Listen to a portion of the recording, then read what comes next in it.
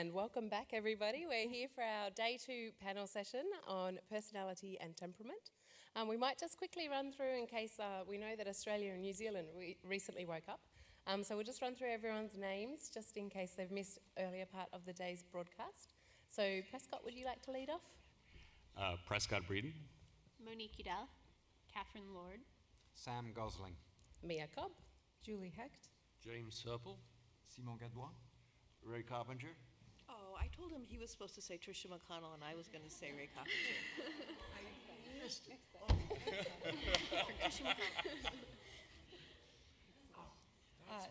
So leading off of, actually, we have a lot of personalities up here, and maybe some kind of applying these topics, we're going to start with some applied questions where there's a lot of research groups that are around the world, and they're using assessments to look at shelter dogs particularly and talk about if there's any predictive value in these tests. And I'm opening it up to the panel to comment on this, these assessments, the use of the word temperament or personality. Is that a good thing? Is that a bad thing? Go for it. In a shelter context, we just completed a study actually looking at doing intake assessments on dogs that are coming in, being relinquished by their owners, and then looking at them after they get adopted and see whether there's any consistency in their behavior before and after. And there is for some things, but only actually a limited number of things. So things like the dog that barks at the mailman, that's very consistent. So a dog that barked at the mailman in one household will go on barking at the mailman when it's settled into its next household.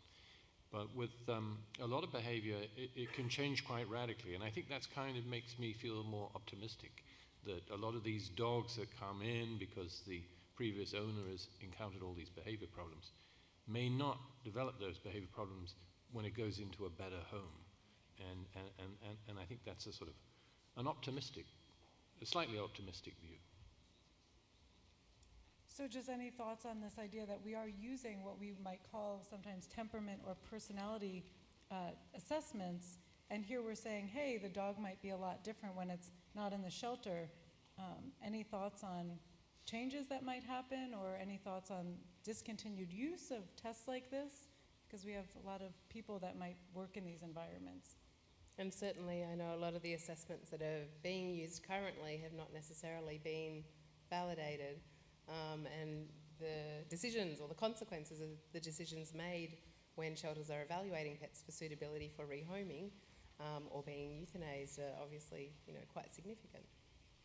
Yes, and I don't want to hog the stage, but I mean, my concern is that a lot of these tests are really being used as a means of justifying euthanizing dogs, because there are too many dogs, and they don't believe many of them will get adopted, and their kennels are full, so they want an excuse to euthanize dogs, and that's the danger, that these tests or these assessments are simply a mechanism that makes people feel better about euthanizing dogs.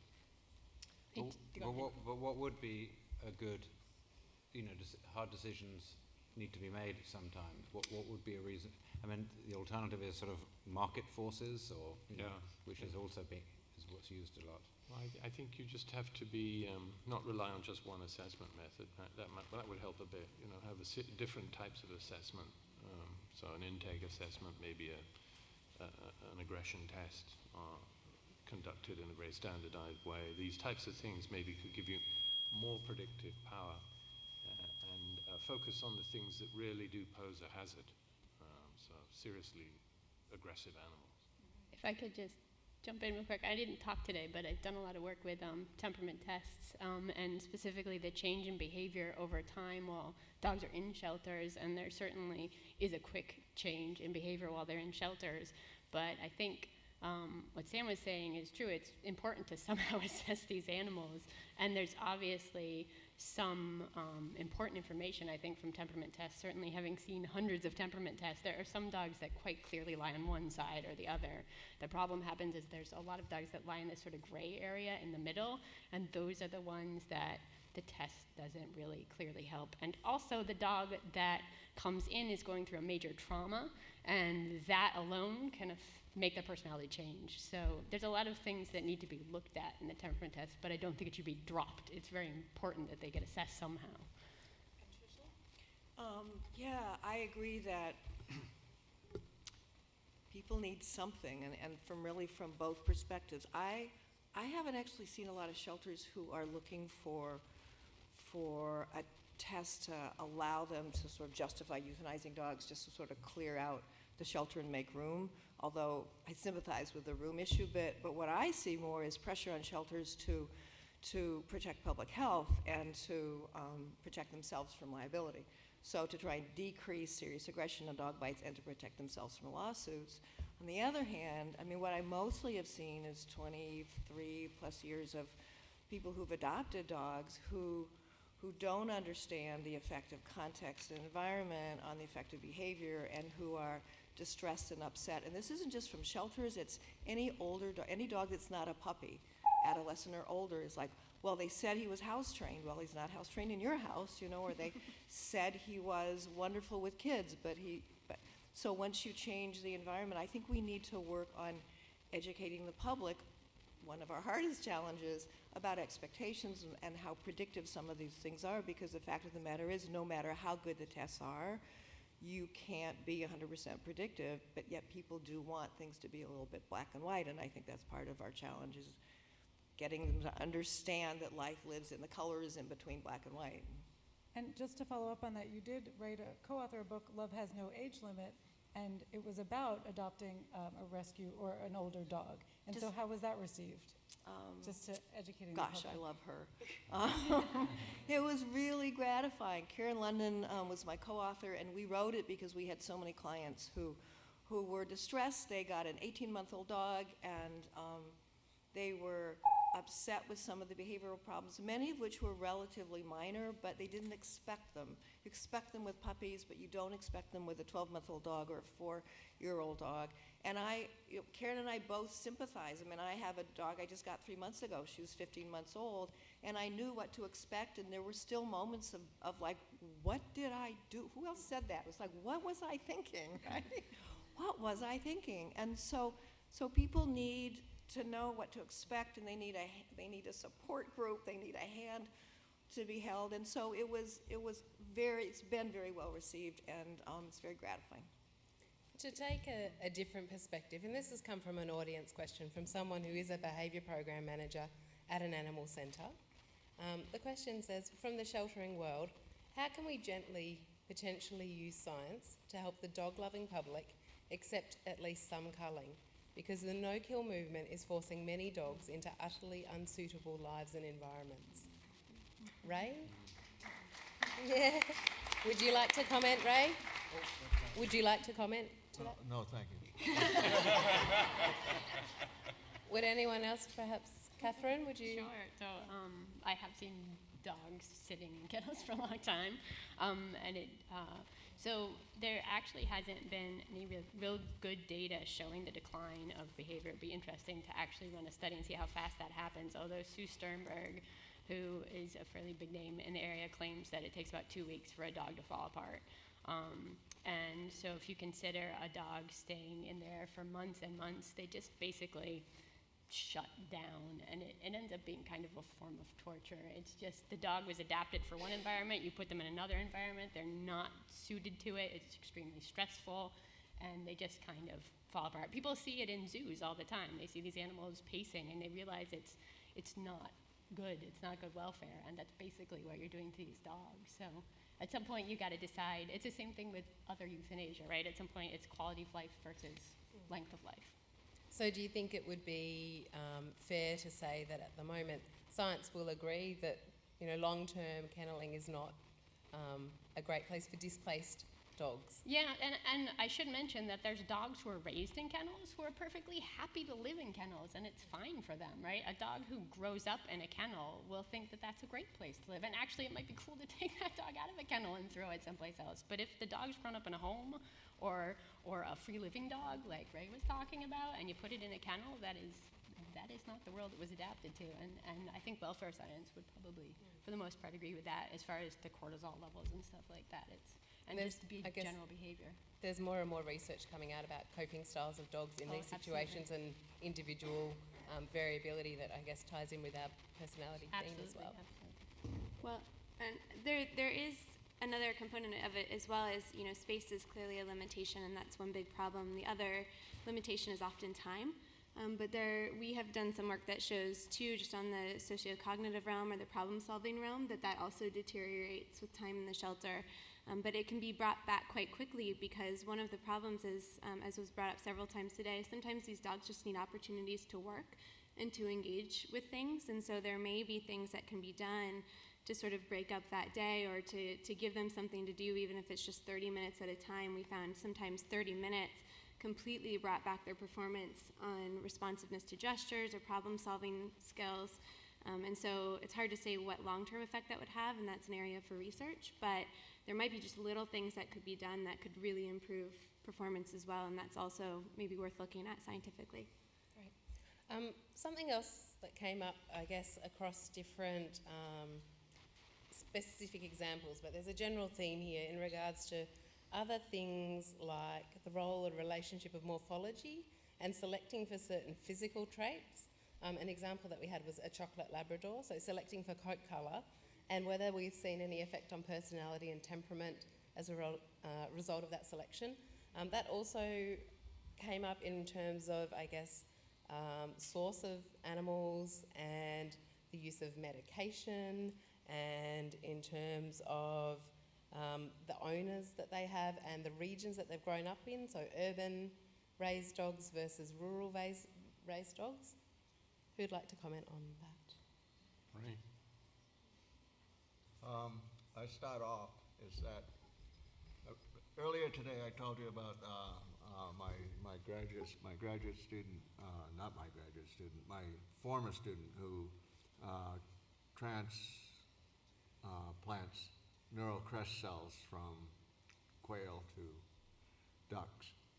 And what they found out on doing that is not only does the quail have a duck bill, and not only does it attach to the face like I told you, but it changes the color of the animal. It changes the behavior of the animal.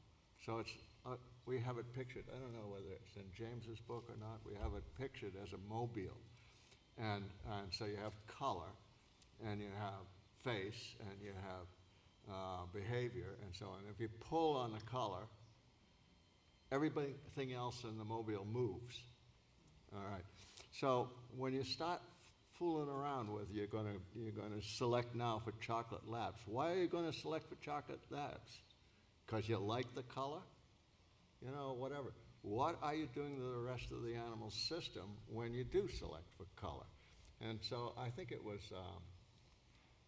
James this morning who said, if you're looking at Springer Spaniels and you look at color variations in the Spaniels as far as aggression goes. Cockers. Pardon? They were cockers. Cocker Spaniels. Same thing, only a little. And so English cocker spaniels. Yeah, and so I was sitting up there in the balcony and I was listening to him, and I said, "Wow, there it is. Here we've done all this experiments, embryological experiments with the face, and now all of a sudden here are some people out there, and they're pulling the color button on it, and they're getting behaviors that they don't know about." Anytime you go and you select for one thing, and you select for it because you like the color, or it makes you more special in your community to have a first chocolate lab or have the first solid-colored English Cocker Spaniel, you're doing the world a disservice. You're doing the dogs a disservice. You don't know what you're doing.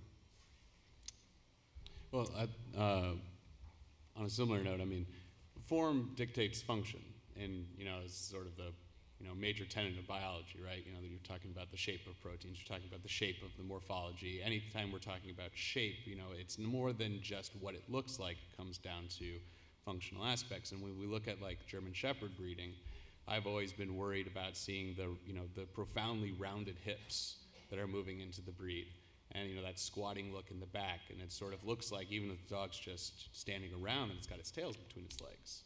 And you look at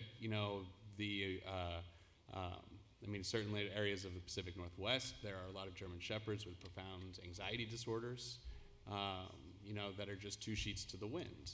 And I wonder, and I certainly curious if anybody else here has any more input on it, but you look at a dog like that, and perhaps it's just a correlation, but then you look at other dogs that are extremely confident, don't have these kinds of major social anxiety issues, and when they go up to meet another dog, they see that base of the tail raised way right up, and but we're breeding these German Shepherds to the back's going further and further down, and it's like they're walking up to another dog. I mean, they look like hi, and So, can I make one more comment?